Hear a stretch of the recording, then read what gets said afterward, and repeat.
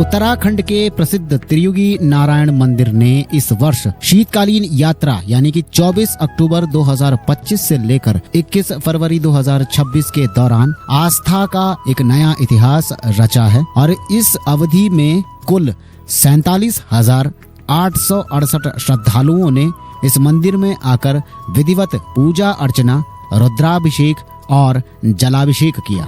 ये संख्या पिछले वर्ष की तुलना में 7,000 प्लस है। बीते वर्ष 2024-25 में शीतकालीन दर्शन यात्रा का आंकड़ा त्रियुगी नारायण में करीब 40,000 था, जो इस बार बढ़कर 47,000 प्लस के पार पहुंच चुका है। पौराणिक मान्यताओं के अनुसार इसी पवित्र स्थल पर भगवान शिव और पार्वती नंदा का विवाह संपन्न हुआ था। मंदिर परिसर में स्थित अखंड अग्निकुंड को उसी दिव्य विवाह का साक्षी माना जाता है जो त्रेता युग से निरंतर प्रज्वलित है और कई श्रद्धालु इस अग्नि को साक्षी मानकर अपने वैवाहिक सुख, समृद्धि और मंगल कामना के साथ में आशीर्वाद लेते हैं। देश भर के भीतर उत्तराखंड का त्रियुगी नारायण मंदिर राष्ट्रीय वेडिंग डेस्टिनेशन बन चुका है। अब साल भर विवाह के समारोहों का केंद्र बन चुका है। जब भी शुभ मुहूर्त होते हैं तो नव युवक युवतियां या नव युगलों की लंबी बुकिंग सूची देखने को मिलती है। इस बार भी महाशिवरात्रि पर रिकॉर्ड संख्या में त्रियुगी नारायण में विवाह संपन्न हुए, जिससे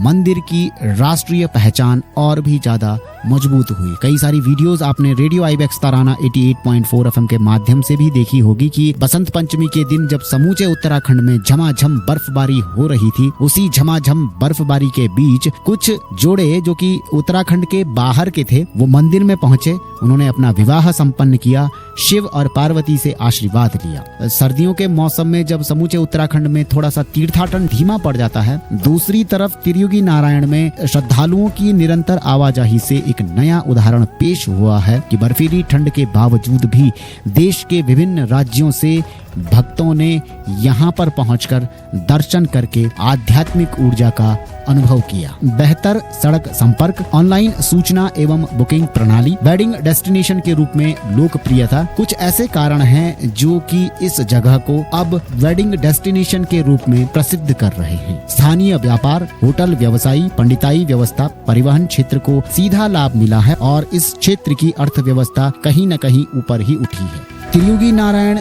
सबसे बड़ा उदाहरण इस बात का भी बना कि भारत के भीतर या भारत के बाहर का जो श्रद्धालु है वो सिर्फ टूरिस्ट बनकर किसी जगह पर घूमने नहीं गया था, बल्कि आस्था के उस सर्वोच्च शिखर पर पहुंचा था जहां पर उसे शिव पार्वती विवाह स्थली पर जाने का मौका मिला। उसने दर्शन किए और आशीर्वाद लिया।